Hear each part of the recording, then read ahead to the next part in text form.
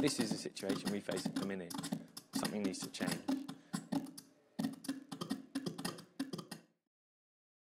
Good evening, everybody.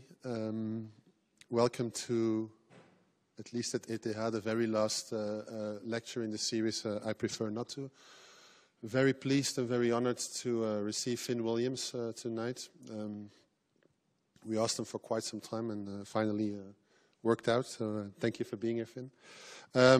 We asked Finn for a very specific reason, in the sense that he's an architect, a planner, but who voluntarily chose, let's say, the public side of architectural discipline, or to join forces with the public side from the vantage point of architectural discipline.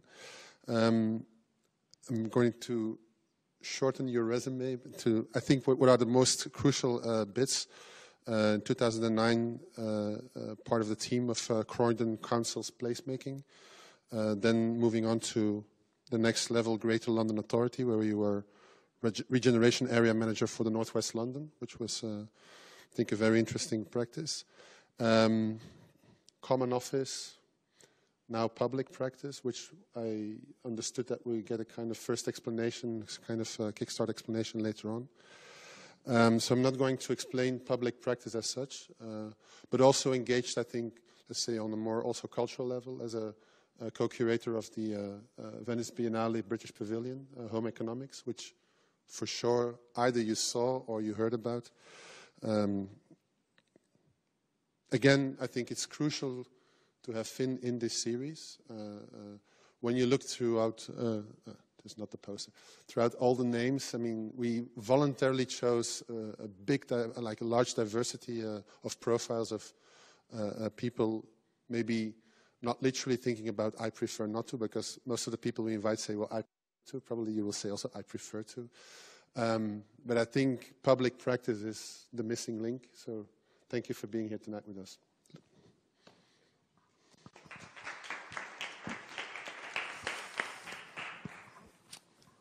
Thank you, Peter. Very good to be here. I'll move that mouse. That's better. Good.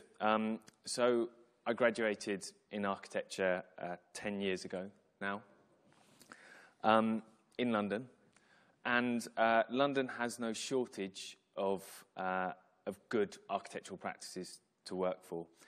In fact, we hear regular claims about London's expertise in the built environment. Statistic that London has the highest concentration of architecture practices of any city in the world. And in the face of Brexit, the industry is kind of defending itself through these claims of its own importance. A recent report came out saying London is the world's global capital for creative design and construction skills, for now anyway. And developers in London understand that employing high-quality architects is essential to be able to justify charging the high prices they do for these kind of super prime residential properties. So this is David Chipperfield. A flat in this goes for £30 million. This is Norman Foster. A flat in this goes for £46 million. And Richard Rogers at One Hyde Park, an apartment here recently sold for £140 million. So architects, at the height of the sort of British industry, and throughout the profession, are increasingly finding themselves working for a narrower public. Today, architecture is a profession, certainly in London, that's fueled by inequality, or that even exacerbates inequality. Meanwhile, if you step outside those higher value areas of London, it looks very different. And these are the kind of developments that you see going up anywhere outside London, really. London may have the greatest concentration of architectural practices of any city in the world, but does it have the greatest concentration of good buildings? The answer is pretty clearly no. And I think some of the signs are things like the lack of care over really important things like schools that are patched together from porta cabins, or playgrounds that are specified from kind of catalogues, or train stations that are surrounded by value-engineered fences and very crude infrastructure. And in a way, our public realm and our public buildings, and I suppose our public housing, are really important indicators of the health of the profession, more important indicators, I'd say, than the kind of architecture you see on the cover of magazines. So, public housing, social housing, is perhaps one of the most critical areas. And this summer, in the very same borough as all three of those previous examples I showed you, by Chipperfield, Foster and Rogers, a terrible fire in the social housing block killed 71 people. And that was caused by substandard design, substandard cladding. So the Grenfell Tower fire is, I think, tragic proof that we really didn't need, that we've got the balance wrong in terms of where we focus on the built environment. And it's a challenge to all of us as architects and designers to question who we're really designing for. So to paraphrase Bruce Mao, how has the world of design become so disconnected from the design of the world? Well, firstly, for the vast majority of the built environment, architects simply aren't involved.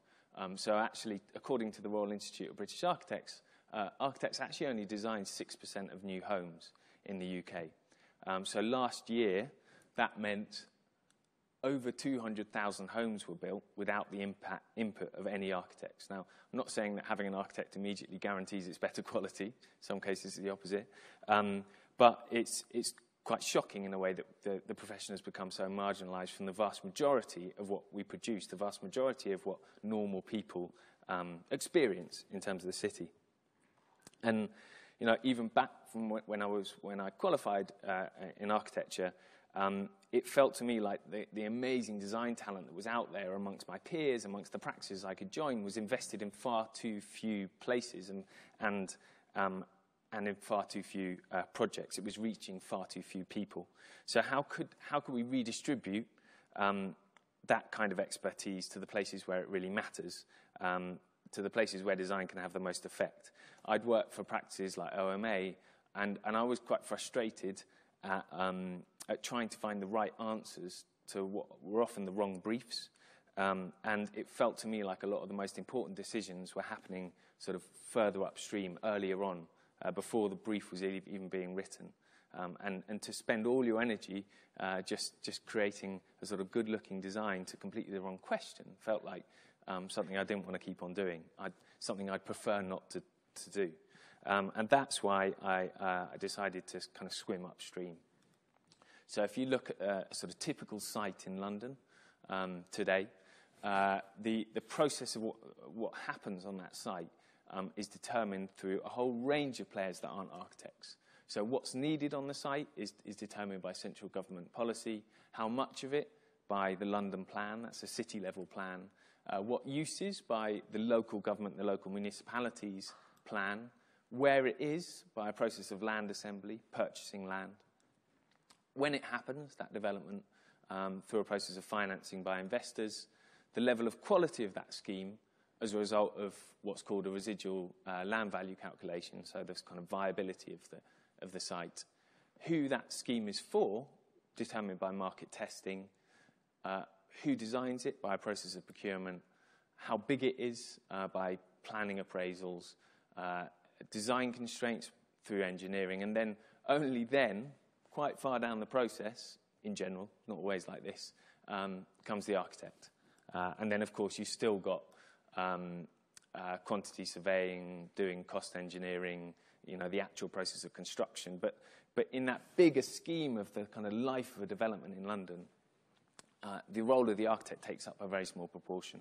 And it felt to me like there were important decisions. The more important the decision was being made, the less expertise was going into making it. So I wanted to try and influence what was happening sort of to the left. So I joined Croydon Council. Now, Croydon, to try and explain it, I don't know what the equivalent would be in Zurich, but it's kind of, if you had to name one really crap place in London as a joke, you'd say Croydon. So it's kind of got a reputation as the crappiest place in London. Perhaps not so anymore, but it certainly did back then. This was the view from my desk. A lot of the town centre had been replanned in the 60s. People thought it was because, I think now that it was because the town was bombed during the war. It wasn't bombed. They just razed everything to the ground and started again. So I went to Croydon Council, and then you get these kind of official plug chain badges. I then went to City Hall. And what I wanted to talk to you about today was kind of 6 lessons or understandings that I've had from 9 years of working in the public sector, both at Croydon Council and at City Hall. So the first one is that the public sector can be bold and enterprising. And there's a really proud history in the UK, in Europe, of the public sector driving innovation and excellence. The state shouldn't only be about maintaining the status quo. And an example of this is a master plan we did in East Croydon. So this is where you arrive in Croydon. It basically been an empty kind of concrete field for 60 years. And there were proposals when I arrived at the council in 2009 for a new foster development on the western side of the tracks, which was basically 4 towers, office blocks, turning its back on the train station. And then proposals for a set of another 4 towers, this time by Ken Shuttleworth, who used to work for Foster, on the other side of the tracks, again turning its back on the station. And in between was a railway station that was, I think, something like the second most used in terms of interchanges in the whole of England. And there was very little investment going in. It was at capacity, and there was no way of actually improving it to help the wider town centre grow. There was a small amount of money that was going to go towards repairing some lifts. I say small, it was actually £14 million, which isn't a little amount of money, but it wasn't going a long way. It was going to sort of put in some new lifts, and it wasn't going to have a dramatic impact on the station. So we set about thinking how we could work with these developers, with all the stakeholders in the area, to come up with a different plan. We were helped by the fact it was the financial crisis, 2008. The developers' plans stalled, and we worked very softly with them to slowly manipulate their plans into a better place. So on the left, you see the master plan area. On the right, you see all the different landowners, the 2 main ones that I just showed you being that black area and the kind of mint area. Railway station in between. And we worked with Hawkins Brown, Studio Grow West on a master plan that took about 1.5 years in total, and really just centred on 4 very simple moves, creating an east-west link across the station that would in turn expand the capacity of the station, create a loop of public realm, and make a much cleaner and more efficient transport interchange across 5 different modes of transport. And the plans evolved, and this is kind of the first go and the second go, endless meetings and discussions and negotiations with these developers until we got something approaching, a very different set of schemes. So initially, I think if we can go back, you can see that they were sort of starting with their previous schemes up there, but we slowly made them realise, these developers, that actually it was worth their while thinking differently about their schemes, about actually going back to the drawing board. And we ended up with a master plan that we broke into a series of deliverable kind of pieces of a puzzle, like chunk-sized projects that we could start to build. The crucial one was the bridge, and we worked that up in some detail. Now, what we did for the bridge is we managed to turn that £14 million that we had to put in some lifts into £21 million that ended up being able to pay for this full bridge by borrowing, lobbying for, securing funding from all over the place, and created a much more transformative impact off the back of it. So that bridge ended up being the first move the public sector made. Something needed to happen there. No developer was moving on the back of the financial crisis. Someone needed to take the first step, and that step had to be bold to be able to raise the level of ambitions for that area. And it was a bold move. This bridge was the longest sort of prefabricated veer and deal truss that's ever been pushed over the railway as trains were going underneath. This was when it was sort of manoeuvred into place. And it was the first thing in the whole area to happen. And it was designed by Hawkins Brown and Studio Grow West. And then following that bridge, it really transformed perceptions of the area, but also transformed developers' ideas of how they could work with the station. And they started to work with really good architects that we asked them to work with, good architects. I didn't specify who. And brought forward some really amazing public realm by Muff that linked the bridge to the wider area, and then brought forward some development as well. So this is a residential tower by AHMM and an office block by Shed KM. And now this bridge is starting to really hold together a whole series of new developments that are happening around that station. It was one of 5 master plans we did while I was there. Each of those master plans took a similar approach. Each of them relied on the public sector being bold and enterprising. So the second one is a kind of lesson for me that shaping places means also shaping decision-making. So you might see in the background there the kind of oak-panelled decision-making chamber of Croydon Council, as it is the committee room. And unless you engage with that kind of environment, you're not going to be able to really deliver better places. I suppose this came back to this point about saying there's no point designing the right answer to the wrong brief, and the importance of going further upstream to really influence those decisions that have the most impact on places.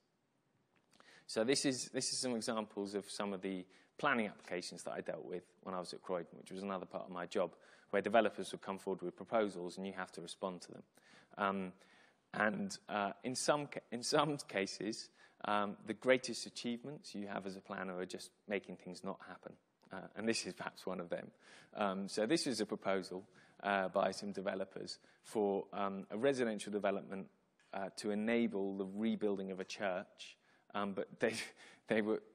This is in an area, I should say, which is mostly 2-story, like terrace houses, and they were proposing this slightly monstrous 1990s style kind of leisure centre mixed with I don't know, seaside apartments. Hard to describe. And the developer here actually was explaining how amazing this scheme was going to be. And he wanted to explain the brise soleil that they were employing, but he couldn't remember the word. He was saying, what you've got to realise, this is going to be high quality, and we're going to have ombre solaire all over the facade.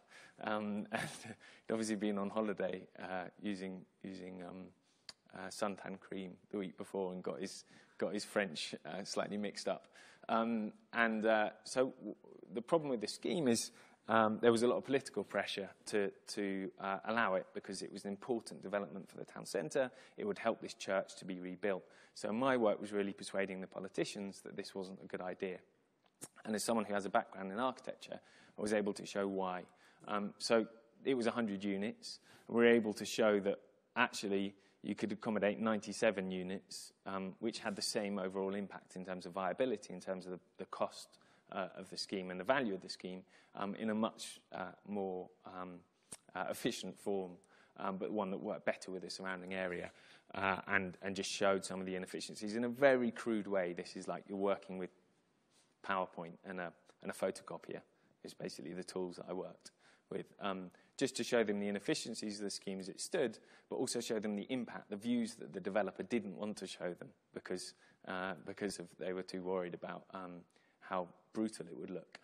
So both showing what the developer was actually proposing for a site and what a scheme with exactly the same number of homes could look like.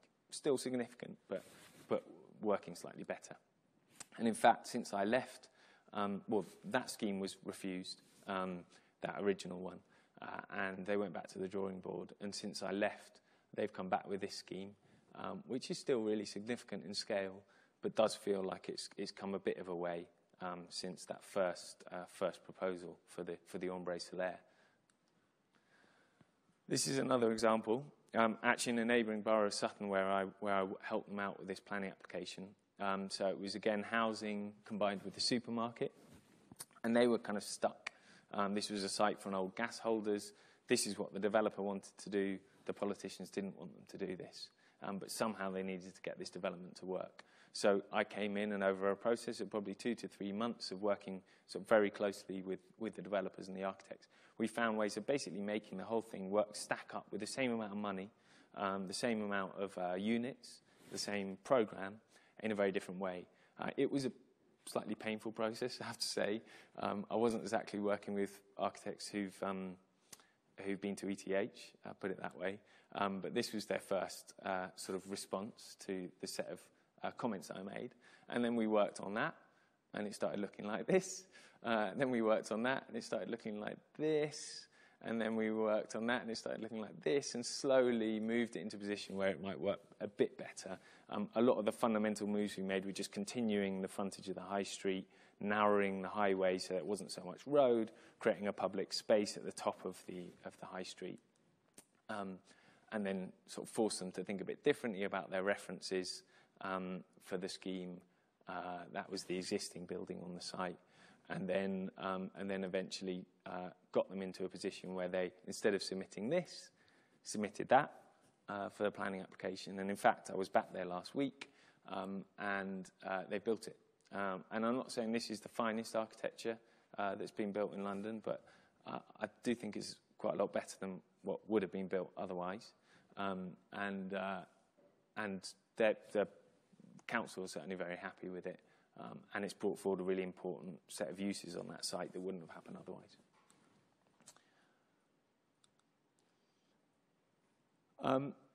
So the rules can be designed. And I think this is, for me, was a really important thing coming from a background as a designer, being used to drawing. I realised that actually you can design without drawing lines at all. Bureaucracy isn't a constraint on creativity.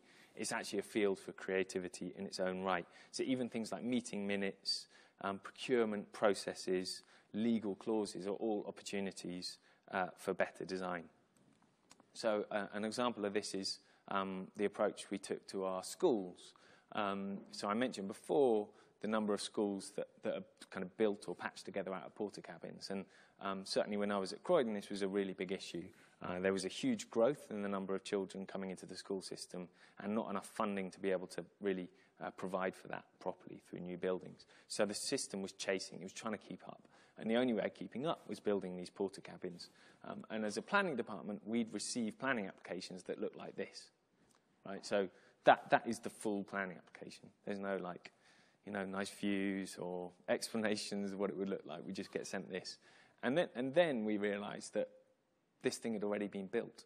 So they were asking for permission for something that they'd already built. And politically, there was a choice, I suppose, between them either breaking their own planning rules and building something without permission. The council obviously built this themselves. Or facing headlines where they weren't able to provide classrooms for children. And politically, it was an easier decision. It's less bad to build something without permission than it is to have children and parents who don't have places to go to school. So it was a real problem for us as planners. Our own organisation was submitting applications for things that we couldn't refuse.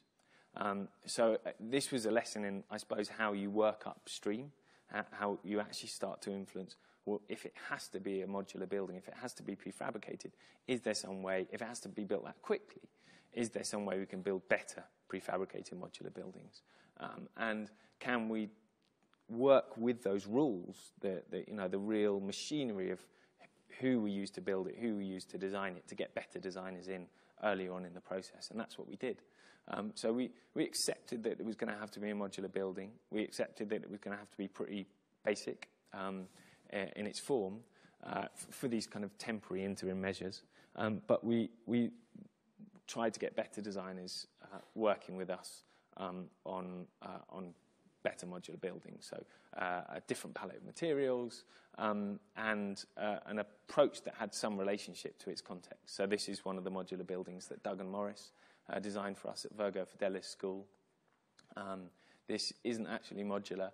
We use glulam, but is another example of where we got better designers working with us by really supporting procurement. So this is Hayhurst & Co.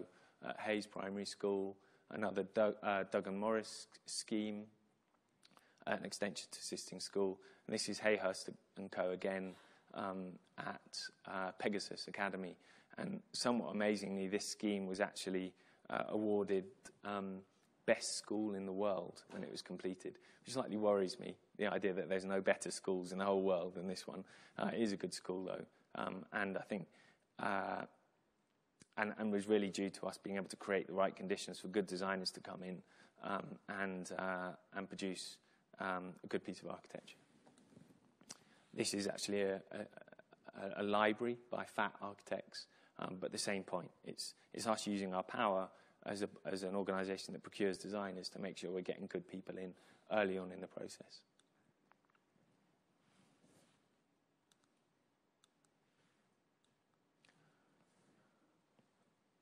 So, I suppose in working at Croydon, there was this realisation that that actually everyday places, we need the ability to work with everyday places, and those everyday places can be extraordinary in their own right. And we don't just have to concentrate on the kind of most high value, the most iconic developments in London. Planning, as a discipline, and in its broadest sense, has the power to build better everyday environments for everyone, rather than creating exceptions to the norm, which I think is what a lot of the architecture profession, at its, the kind of stuff you see published on magazines, concentrates on creating exceptions to the norm. We work to raise the standards of normality itself. So this is another place in Croydon. This is New Addington. This is right on the edge of the borough. It's known as Little Siberia locally because it's so isolated. There's one road in and one road out, and there's 23,000 social housing tenants who live there. And it's seen better days. And certainly when I started working there was a lot of antipathy and suspicion towards the council because the people there hadn't been treated very well by the council. And as a result, the space was quite forlorn and not well used. So we didn't have a big budget. I managed to secure some funding to do some public realm works, and then appointed some young designers called Assemble to work with us on the project. Assemble at that stage had only ever done temporary projects. This was their first permanent project. Of course, since then they've gone on to win the Turner Prize. You may have heard of them. And I wrote into their contract that they had to spend a minimum of 3 days a week on site, partly to try and get over this, I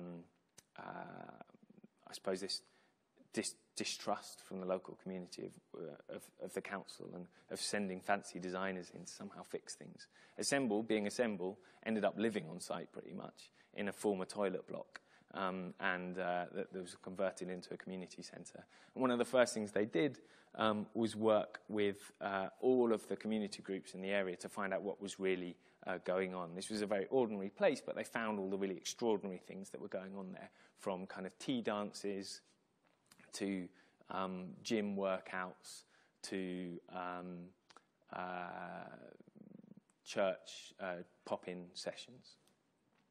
And then they tested what would happen if we put all of those community uses in the public space using a series of very simple measures, just kind of plywood and nails and screws over the course of a month or so, and tested different organisations of the market, tested different kinds of stages, platforms for that community life to happen in the public realm. And this was a stage that they experimented with and programmed really heavily. And then once they learned whether that worked or not, we then commissioned them to make it permanent. So this is the permanent stage as it was built. And they also built a whole series of these kind of quite subtle, playable elements. So the opposite of a playground that's bought off from a catalogue, sort of very carefully integrated into the public realm on a very low budget, and really created a platform for the community to genuinely sort of reclaim and reuse that space. And it's an approach, this kind of care for very ordinary things is an approach we took across the borough with a big public realm programme, about £70 million of investment in public realm on the normal places you use every day, like high streets. So this is Southend High Street. This is We Made That, another really good architecture practice based in London, and just working with things like shop fronts, signage, claiming back small spaces from the road for a moment to sit or have a cigarette, and this is one of a whole series of very small projects, none of which were grand, none of which were spectacular pieces of design in their own right, but all of which contributed to this kind of everyday appreciation of the built environment.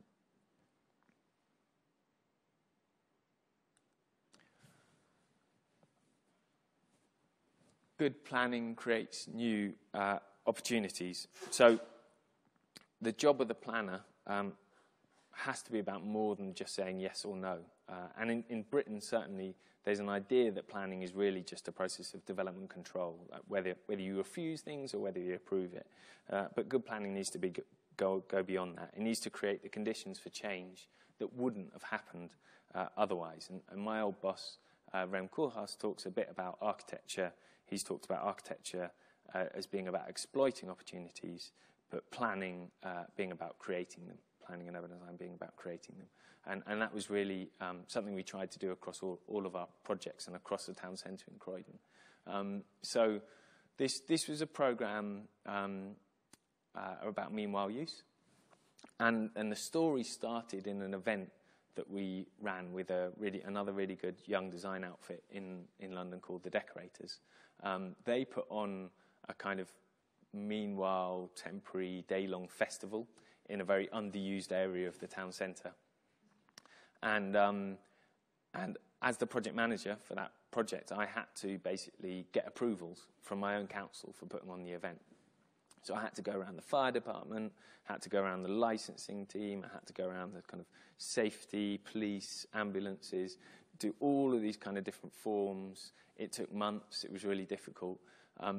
The Decorators wanted to involve local artists and musicians, and they spoke to Magnetic Man, who at that time were kind of #1 in the charts with like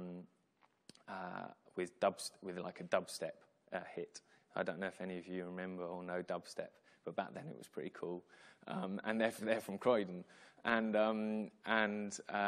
Magnetic Man was sort of lined up, which was a bit of a coup, to play at this council-run meanwhile pop-up event.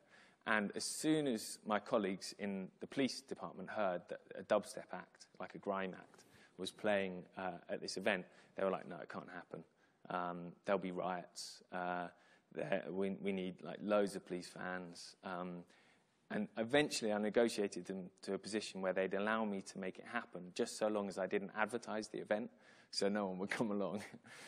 So we ended up running the event anyway, and just trying not to tell anyone about it, because it was the only way of getting approval for it.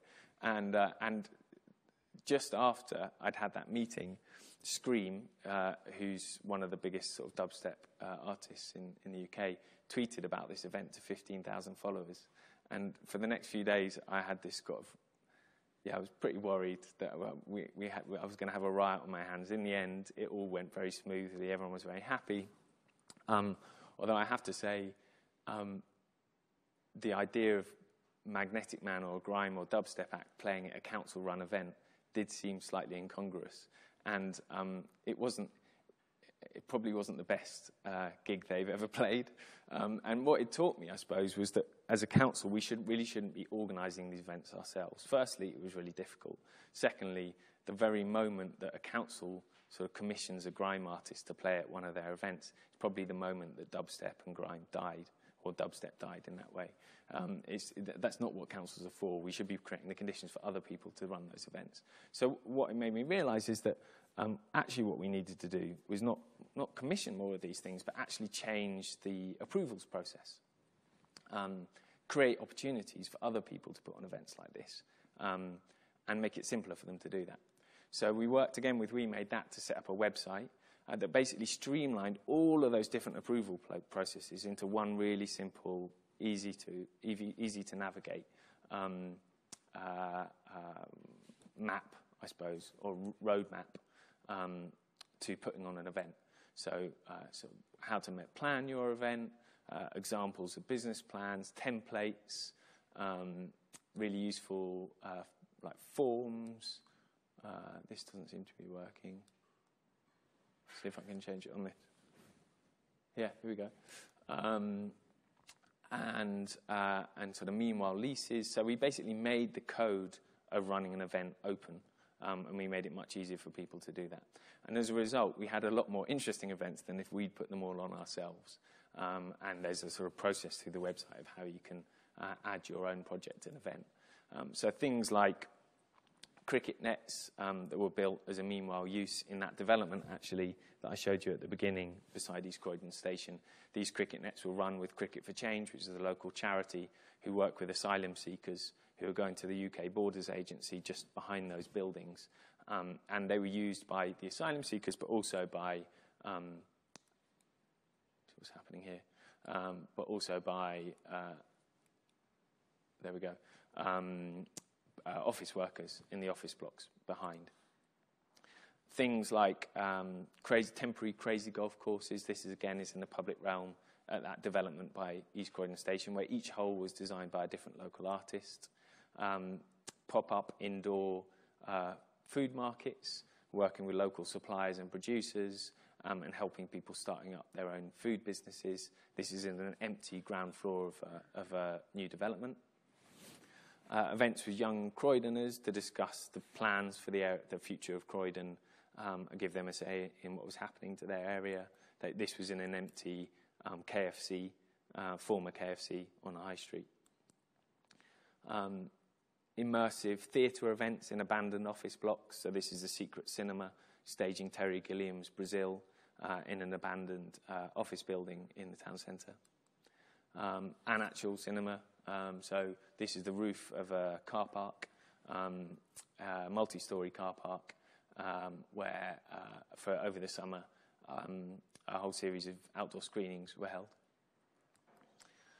And then this is a proposal, but turning an empty area of car park in actually just that area where that first event happened with Magnetic Man playing, just literally below that, turning that into a temporary art gallery.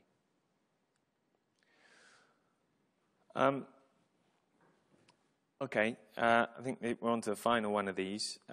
Planning builds democracy. So this is a really an understanding that you can't avoid working in the public sector of the citizens' right to have a say in how their city changes, and actually how really good planning doesn't just consult people or placate the people who are the loudest voices who always complain or want to have a say in what's happening in their area. But good planning gives a voice to the silent majority by advocating for what's really best for a place over the long term and in a wider sense, and wider communities as well. So this is actually an initiative, a programme that I started while I was at City Hall, and in many ways it learned a lot of lessons from what we were doing at Croydon with that meanwhile use toolkit. And I was interested, this is back in about 2013, in all of the kind of crowd-funded, semi-public civic projects that were starting to happen all over London. So you'd get groups of well-connected, wealthy, well-resourced individuals coming together to propose different kinds of civic infrastructure in public space. So this is a proposal for some kind of, I don't even know what it is, an art project to build a giant treehouse pavilions. And it was supported by lots of celebrities, and it got on the front pages of lots of newspapers. But to me, this felt very different from crowdfunding like a watch, because if you crowdfund a project in a public space, there's what you call an opportunity cost to that. You know, if you build this treehouse, it means that actually that space can't be used for walking your dog, or for the local nursery group to use, or for I don't know, a rough sleeper to sleep in. So it becomes a very different kind of democratic challenge when you're really talking with public space, about public space, than with say, you know, a nice new speaker system. And crowdfunding in itself, of course, isn't necessarily democratic. The people with the best ideas, who are best at visualizing it, with the best networks of the richest friends, are the people who tend to get their ideas off the ground. So I was interested in how the public sector could engage with this machinery, this thing that was going on, that was incredibly powerful, but felt like it was at risk of I suppose, outflanking a local democracy and actually risked becoming not very inclusive at all, not very democratic at all. So we decided to kind of join the game, but try and rebalance the dynamics of the crowd by supporting the kind of local groups that might not have been able to put ideas forward themselves, but also making sure that the mayor was using his power to embed these projects in the wider democratic framework of London. So we set up a platform, a crowdfunding platform with a local London startup called Space Hive, where instead of us asking people whether they liked our projects, we asked them what they wanted to do.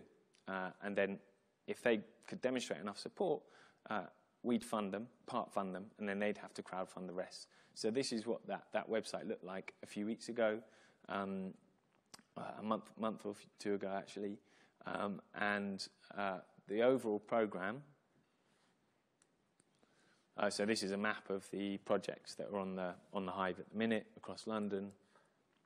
So the overall program, we've managed to allocate about £5.3 million, which is perhaps what we might have spent on a large regeneration project on its own, one single regeneration project. We've been given that in much smaller grants of up to £50,000 per project and up to 75% of the cost. So the crowd has to crowdfund the rest. And it's been an incredible amount of community-led regeneration projects that have come forward. Really quite inspiring stories, each in their own right, and a huge momentum that's built up as a result of it. So this is Lydia, and Lydia's behind Twist on Station Rise, which was a night market that helped residents of a council estate to set up their own businesses by testing them in a kind of low-cost, low-risk environment. This is Davina.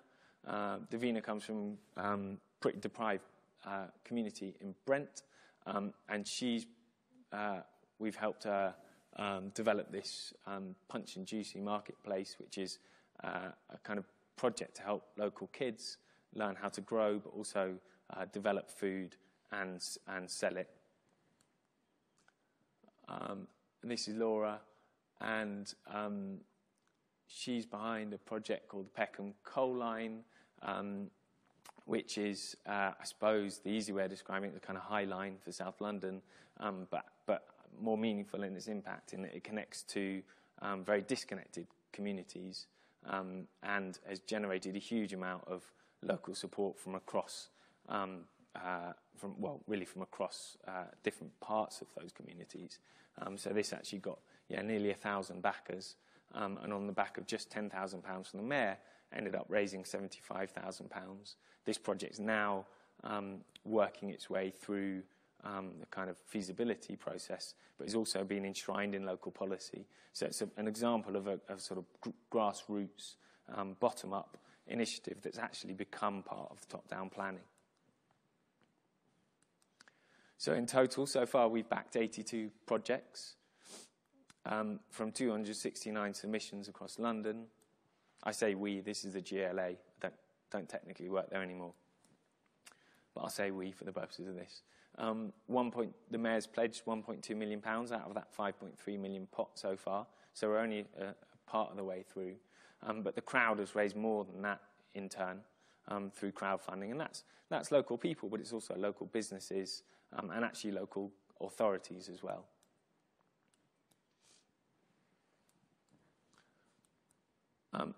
And there's more than 7,000 backers for all those projects. In fact, this number is probably more like 8,000 or 9,000 now. It's ticking up the whole time. Globally across crowdfunding, a sort of typical success rate for crowdfunding, civic crowdfunding projects is about 47%. But when the mayor pledges money, that success rate jumps up to 97%. So there's something about the money, but also the legitimacy and the credibility that creates that makes these projects really happen.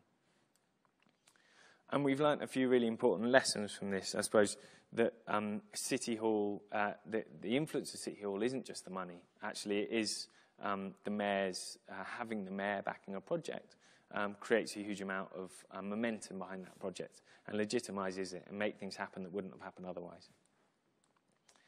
It's turned the way we do funding on its head. So we're used to people competing for our funding. But actually what's happened is that we've had to compete with other people to fund these projects. And it's made us question what kind of strings we attach, how complicated we make our funding, how long our legal agreements are. And on that front, it's worked as a kind of Trojan horse for institutional change within City Hall, within city government in London, because it's forced us to speak to our colleagues in finance, in legal, in governance, to really try and tune our machinery that worked on a much slower or bureaucratic way with the machinery of crowdfunding, which was just going at a totally different pace. And that's forced us to completely redesign our legal agreements. Now, to an architect that might not necessarily immediately seem like a sort of huge piece of design, but in fact, changing our legal agreements from 55 pages to sort of 6 sides of A4 is a really fundamental piece of design that completely changes who can do stuff in the city, who can change the city. And it's enabled us to develop a totally new approach to risk. So, historically,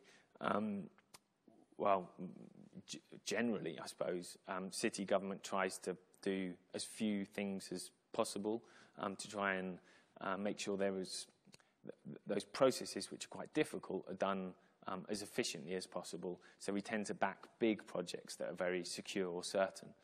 The problem with that is that if that one project's delayed or goes wrong for some reason, all of that funding is held up.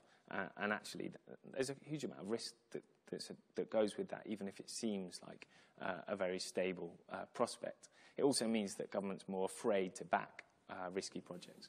But by breaking up our funding into lots of small things, it means we can actually back projects that are far more experimental, that are small enough to fail, but big enough to still make a difference. And I suppose the other thing we've learned is that this program isn't just about the extraordinary projects that each of these community groups deliver. It's not just sort of creating buildings for communities. It's actually building the communities themselves, building what they go on to do, how they maintain their projects, what they go on to initiate next. So those are these kind of lessons from what some of the things I learned from working in the public sector. I just wanted to end by talking about what I'm doing now. I said I'm not working at City Hall anymore. I moved over from 9 years of public service into now starting a new social enterprise, a new charity, about a month and a half ago. And that charity is something we've been developing from within City Hall and now spun out as an independent organisation. And it's called Public Practice. And Public Practice is really the organisation I wish I'd had when I made that decision to go from studying architecture to working in the public sector. So it's a kind of organisation that tries to create the right conditions for this kind of practice to happen, not just in Croydon, not just in City Hall, but all over the country. So start with more statistics, but this is a chart showing housing delivery by the private market in the UK, in England, actually, since the war. So it stayed pretty level around 100K, 100,000 homes a year from the 60s onwards. The green is housing associations, which produce around 18,000 homes a year, 20,000 homes a year, but don't have a huge amount of capacity to build beyond that. The thing that's made the biggest difference, actually, in terms of housing delivery since the war has been the public sector, has been local authorities building housing. And of course, since 1979, when Thatcher came in, that really hasn't happened in the UK. We currently need to be building up there around 300,000 homes a year. The government's just said that again in our most recent budget. There's a huge amount of pressure. There's a housing crisis on, as you will have heard about in the UK. So far, a lot of the measures have focused on what the private market can do. But there's clearly a kind of untapped capacity in what the public sector can do. And one of the interesting things for me is to overlay this data, which you've probably seen before, with the percentage of architects working in the public sector. Now, it's maybe obvious, but in 1976, when the public sector was producing roughly half of all the homes in England, 49% of all architects worked for the public sector. Now, and I've just redone this figure for 2016, it's actually 0.7% of architects working in the public sector. In London, only 0.2% of architects work in the public sector.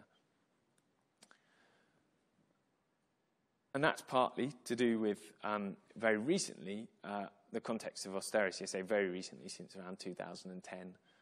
So just over those 5 years between 2010 and 2015, local authorities, so government investment in planning and development, more than halved.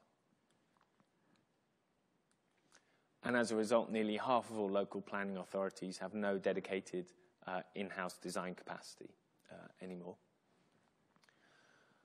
And when from City Hall, we surveyed all of those municipalities to ask them what kind of skills they need, 96% said that they needed more planning and place-shaping skills in their planning departments. A lot of them around the proactive kind of planning, like the more strategic, earlier, design-led, in-house kind of planning. And the really concerning thing is that 100% of those municipalities are having difficulty finding the right people. So actually, since austerity it's been hitting really hard over the last 7 or so years, but there are ways of local authorities finding funding now for new posts, even if it's only temporary. That's still a barrier, not having the money, but the single biggest barrier for them at the minute is not being able to find the right people. As a result, authorities increasingly rely on using private agencies, recruitment agencies, who bring people in temporarily, and it costs a lot. These are people who don't always necessarily care, they're not necessarily committed over the long term. So there's a cost financially of paying 2 to 3 times the amount that you would normally do. But there's also a cost in terms of local knowledge, in terms of accountability, from an over-reliance on these agency staff. So what we thought is, well, maybe there's a way, maybe there's a different model, a different way of capturing all of the enthusiasm and talent of people coming out of architecture schools, urban design schools, planning schools, who want to work for the public good, but creating the right conditions for them to work within government. So public practice is a new independent social enterprise, and what we do is we recruit a new generation of planners in the broadest sense, to work within the public sector. And I won't go through all of this, but basically we have kind of 3 main objectives. One is, of course, improving places, shaping better places as a long-term goal, the quality of growth as well as the quantity of growth. The other is building public sector capacity over time, but also really importantly, but harder to measure, changing perceptions of what it is to work for the public. Certainly when I made that decision to join Croydon Council back in 2008, 2009, it was seen as pretty unusual. No one really understood why an architect who was working for their private practice would want to work for a local authority, let alone Croydon Council. And I think it's starting to change, but there's a big project there to transform the idea of what it is to be a planner, what it is to be a public servant. So the way public practice works is we act as a broker, and we recruit outstanding what we call associates. So that's architects, planners, other built environment professionals who have a minimum of 3 years experience. And we do that through a really rigorous 3-stage selection process. And we place those associates in strategic place-based roles within local authorities, roles with real agency. The associates spend 90% of their time working in those local authorities, doing hands-on delivery, but really importantly, they spend the remaining 10% of their time taking part in a collective research and development program. So in a way, that's trying to replicate the kind of luxury I had of being able to do the Venice Biennale alongside being a bureaucrat. Create space for kind of ideas and strategic thinking to happen. I should say, the outcomes from that research and development program are then shared with all the authorities, so it provides a kind of collective R&D department for local government. The authorities pay a membership fee, £4,000. That means it's still less than half the price of going through a private agency for them. They directly employ the associates for 12-month contracts. So it's a really limited 12-month placement, although you can redo it. And then that's cross-subsidised by a set of supporters, public and private sector supporters, who are given this kind of platform to invest in building public sector planning capacity over time. So we're currently actually recruiting for our first cohort of associates. We're recruiting for 16 built environment practitioners right now. Deadline for applications is 11th of December. If you know anyone who might be interested in applying. We're also lining up all of those authorities that we're going to be working with.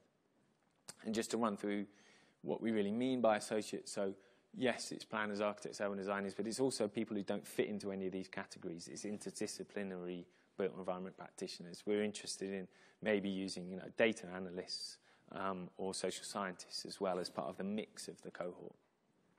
They get this opportunity to work for the public good, but under different conditions and with the benefit of being part of this collective training program and being the mutual support of a network that's diverse in its experience, in its backgrounds, and in its skills. So a cohort that will help build and broaden each other's skills. And on their placements, they're doing everything, well, a lot of what I've just been talking about, everything from strategy, policy, right through to delivering projects on the ground, right through to the kind of management of places, engaging with the public. And we've got a huge spectrum of tasks that we're working with local authorities to figure out at the minute. And then within that 10% of the time, they're running their own research programs or research agenda through a series of events, through mentoring, through writing reports, and then we've got kind of crits and peer-to-peer, kind of studio culture, not unlike what you'd have here, but for practitioners in the public sector. Authorities isn't just councils, it's all kinds of other interesting public bodies.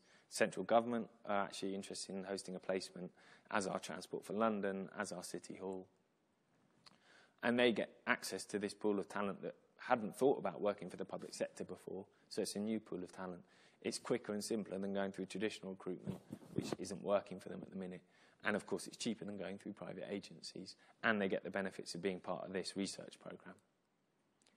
And then I said supporters, public and private sector supporters, they get really this opportunity to improve the certainty, speed and quality of planning, but in a strategic way over the longer term at the scale of the country, and, of course, also get to input into that research program.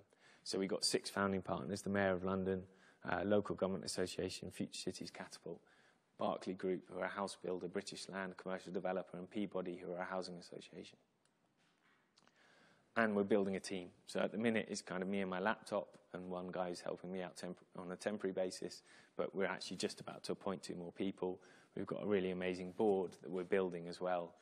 We've got Lord Kerslake, who you might not have heard of, but he's a really extraordinarily sort of wise and influential figure in housing and the built environment in England.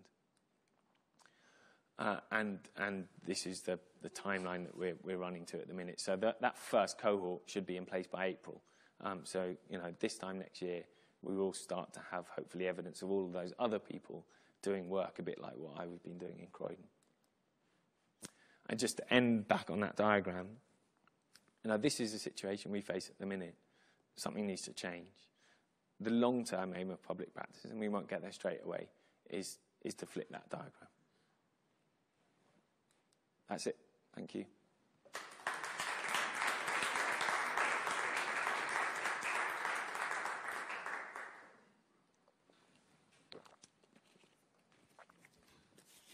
Yeah. Thank you, Finn. I think an amazing journey from Croydon GLA to public practice. One question that pops up is, maybe it's even a question to you as well at this stage, how to safeguard, let's say, quality control, even if it's, let's say, only 16 people, which is still I mean, this kind of new territory in a way, like Far West territory. Yeah. How to make sure that there's a kind of decent quality control. Yeah. I'm very aware that, putting a lot of the slides up here that I just showed in this context, in this school, it's kind of painful. None of these would even get through your exams or, pass the course in terms of the quality of the output of it. But what you've got to remember, and what's motivating for me, is it's the difference of what would have happened otherwise. So, perhaps when I was working at OMA, I might have had a slight bit of influence to make the building look a bit different, but still at that level of quality than what would have happened otherwise if Sejima had done it, or, Herzog de Meuron had done it. But the quality is kind of very consistent, and the differential in quality is actually not very big. What I was doing in Croydon is taking stuff that was sort of quality down here and maybe bringing it somewhere in the middle. Now, that jump in quality, the output still isn't amazing in many cases, but the difference in quality is what makes the difference. And I think that's the question for us as designers. How far do we want to be just making things look a bit different than the other person, or how far do we genuinely want to be doing something that wouldn't have happened otherwise? And that's what I'm more interested in capturing, actually. So I don't want people who are going to be so refined, who are going to go into council and say, I can't even look at that porter cabin, it's shit. I want people who are saying, right, we're building a porter cabin, how do we make good porter cabins? It's difficult. And I think we'll make some mistakes, no doubt about it. I made loads of mistakes at Croydon. I've got, for every planning application I showed you there, I've got, another few that I tried to improve and only got worse, or, just stayed mediocre. But, yeah, it's just, Because you said a minimum of 3 years of experience, which is not a lot in a way. No, it's not a lot. It's not a lot. Especially, I do believe that you mean experience within the architectural discipline or within public service? I mean as a practicing built environment professional. Right. So after school. Yeah. So that's very young. Yeah. And let's say, because the 16 positions, let's say, will be quite different. The mandates will be also quite different. Yeah. So I'm really curious. You can't answer it at this stage. No. But to see what kind of different impacts on what kind of timescales you could actually. Well, timescales is a big thing as well. Yeah. To be honest, I don't think any of those things happened in less than, really, from beginning to end, in less than 4 or 5 years. And a year just goes incredibly quickly in local government, which is why this program is different from a lot of the ones that in equivalent public services. So there's something a bit like this for teaching. There's something a bit like this for mental health, social services. Something a bit like this for policing, even prison services. In that sense, a year or two makes sense. But we wanted to allow people to come back and do more years, and of course, ideally, end up working permanently in local government, because it's that kind of determination, that sustained influence that really makes a difference over time. And so it's all about trying to embed that. But I think your point about how we can learn how to deal with each of these very different briefs is going to be really challenging. And I think that's where it does get close to the kind of the theory and rigor of academia, I suppose. How do we create the right curriculum? How do we create the right training, mentoring, crit process, proper rigor to the research process as well? That means that we're constantly using that cohort to challenge each other to maintain their standards. And that's what the cohort should be for. Because even the 10% research is, it's not that much. That's not that much. No. Okay. Any questions?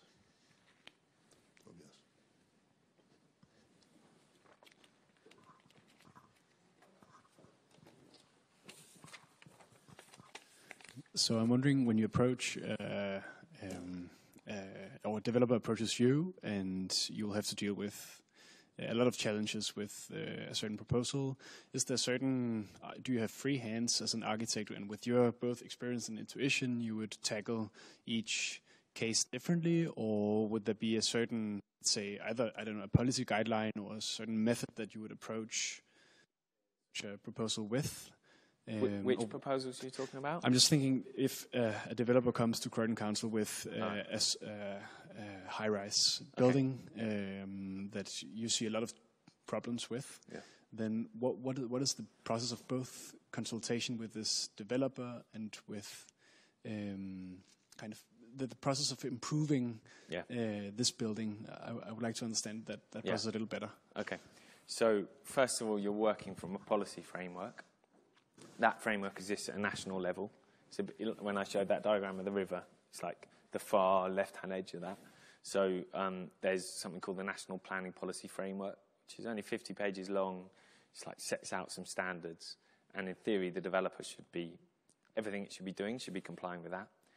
In London, there's then the London Plan, which is like 250 pages long, or probably even longer now. And in theory, everything the developer should be doing should be complying with that.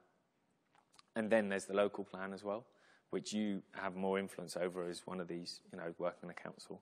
And that sets out, again, like there is nowhere near as spatially specific as the building code in, say, Switzerland or most of mainland Europe. It's much more open-ended and negotiable. And that's partly, you can see the results of that in the built environment of London. The variation, the mess, the kind of diversity, and in a way, I think the beauty of that, but also the kind of chaos of it, comes from the fact that the system's so much more negotiated. We don't have like clear building codes saying this building should be, this high and this wide. And that means it depends a lot on who is interpreting the policy. So we always said at Croydon that good officers can work around bad policy, because you can kind of get developers to do more than what's written in the policy, or you can work your way around rules that aren't working. A good officer can use that as a kind of design tool or something that's malleable. But good policy can't work around not having the right officers in place. So government can't just write, we need all high-rise buildings to be brilliantly designed and expect that's going to happen if there's no officers to implement it. And that's kind of the situation we've had over the last few years. So a lot of it will come down to these like hand-to-hand kind of negotiations, these day-to-day, face-to-face meetings you have with developers. As far as possible, certainly at Croydon, where I did it more, I didn't do it so much for London. I didn't do it at all in London. We'd encourage the developers to come with a blank sheet of paper. So rather than having to go back on something they've already developed, which is a painful process, they've invested money in it, they've got expectations, we'd work with them much more collaboratively from the start, and that tended to work a lot better. So that was everything from the kind of site layout to the massing, to the references, to the facade compositions, to materials, to the build-up of the facade, detailing. You're not doing the drawing yourself, and you have to be very careful as an architect not to do that.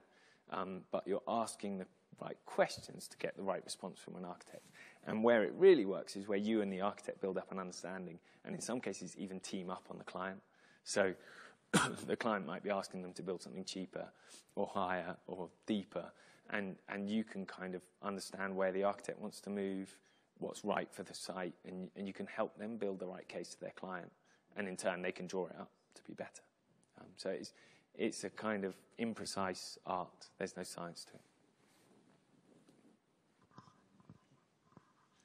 Any other questions? No? Thank you very much, Finn. Because I understand this is in a way very exciting but also fragile moment of sharing this with us. So this is really highly appreciated, and Thank you. Grateful to have you here today. Thank you. Thanks very much. Thanks everyone.